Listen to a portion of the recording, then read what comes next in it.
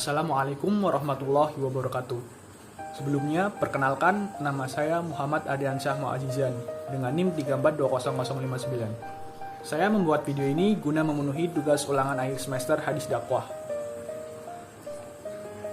Bahasa memegang peranan yang vital dalam kehidupan manusia sebagai makhluk sosial.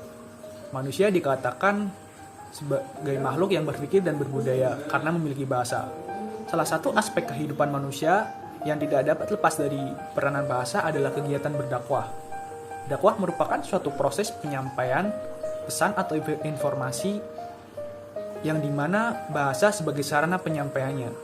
Begitu pentingnya bahasa dalam pengembangan dakwah, maka bahasa yang digunakan sebagai sarana pengantarnya perlu diperhatikan dengan baik.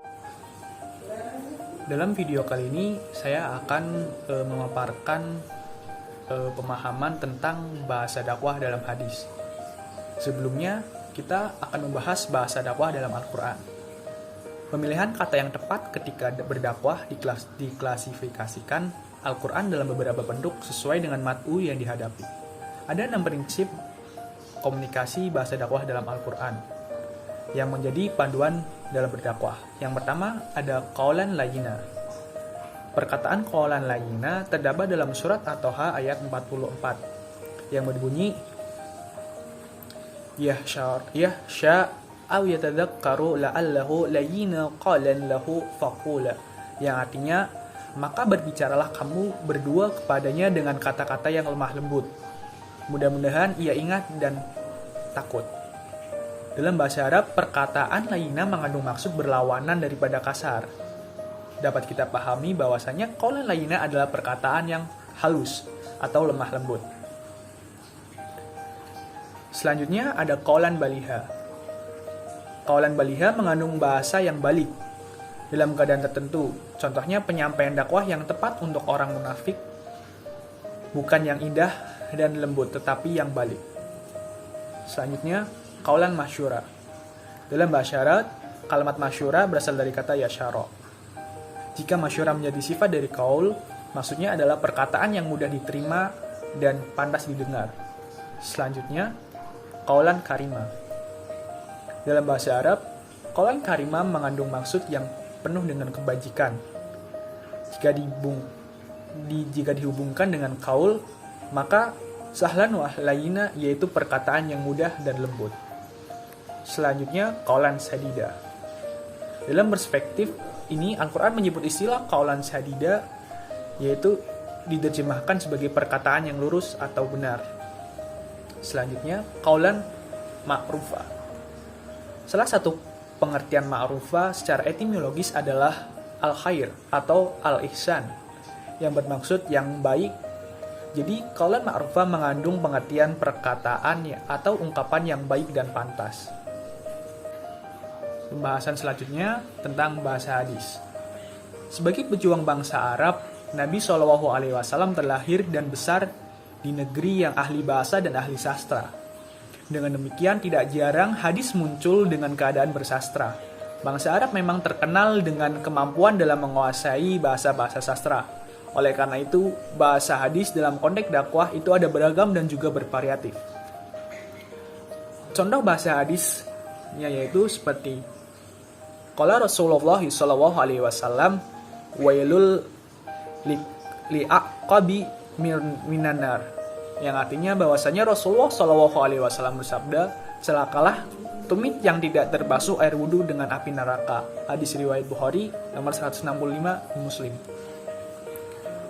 Selanjutnya bahasa tamsil atau bahasa perumpamaan. Di sini ada contoh Man Hakim bin Hisham radhiyallahu anhu, an-Nabi sallallahu alaihi wasallam qala al-yadul ulya khairun minal baidi sufla wa ibda'u biman ta'ulu wa khairu sadaqati andahri anna wa man yasta'fif yufa'uhu Allahu wa man yasta'ni yuhnihi lah, yang artinya dari Hakim bin Hasim radhiyallahu anhu dari Nabi SAW, beliau SAW bersabda, tangan yang di atas lebih baik daripada tangan yang di bawah, Dan mulailah dari orang-orang yang menjadi tanggunganmu.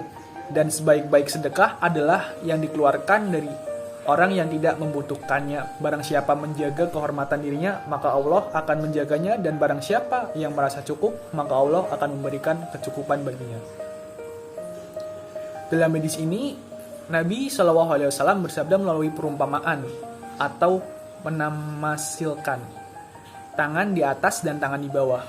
Hadis ini muncul manakala sahabat Nabi Hakim bin Hizam sering datang kepada Rasulullah dan meminta sesuatu keperluannya dan Nabi memberikannya.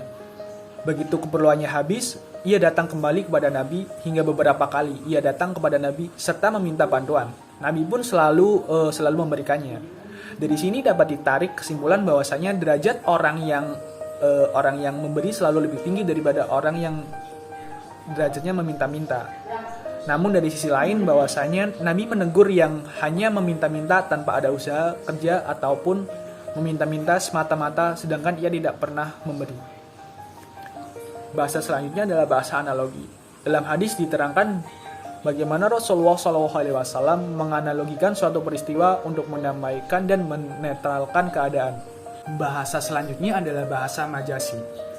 Dalam hadis juga sering kita temui bahasa-bahasa kiasan atau bahasa majasi untuk menunjukkan kesopanan serta betapa etikanya Islam dalam menyampaikan sebuah pemberitaan seperti hadis yang satu ini.